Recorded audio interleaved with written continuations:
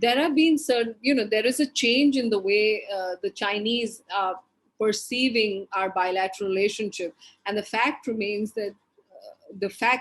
they frame the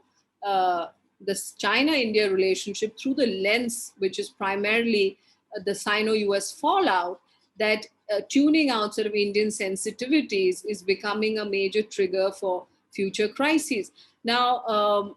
if you see all of the assessments that have been made of, which are not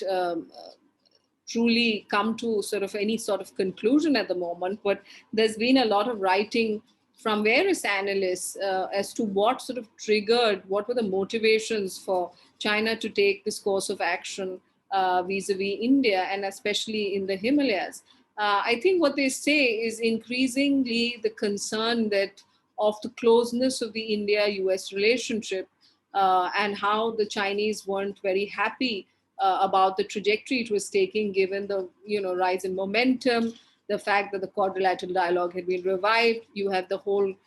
conversation on the Indo-Pacific strategy, which, while India had been very clear about saying that it is not a geostrategic sort of contestation, and the fact that it had a very inclusive vision, and including having had a chat with both China and Russia on, possible sort of maritime cooperation vis-a-vis the Indo-Pacific concept, doesn't seem to have sort of allayed any fears in Beijing's perception. I mean, going back to what sort of Yoon Sun said, the fact that, the shaping of the Indo-US relationship, especially vis-a-vis the convergences on China, sort of saw China operating at the position of both strength and vulnerability. So you have seen the Indo-Pacific strategy, the US relationship and security benefits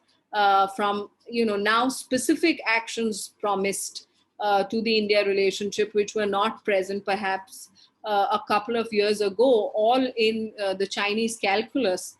Seemed like India sort of bandwagoning with the United States against China. And the fact that you had countries like Japan and Australia also bringing in and adding to these efforts, India's sort of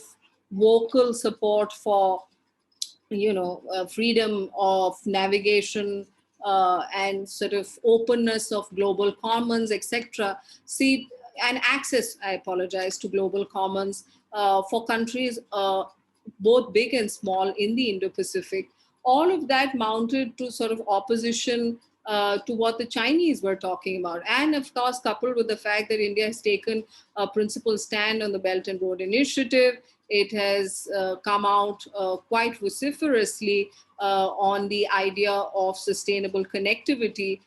which completely and implicitly contradicts sort of the idea by the Chinese of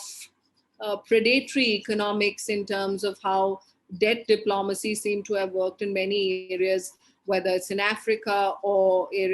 countries in South Asia, for example, that India was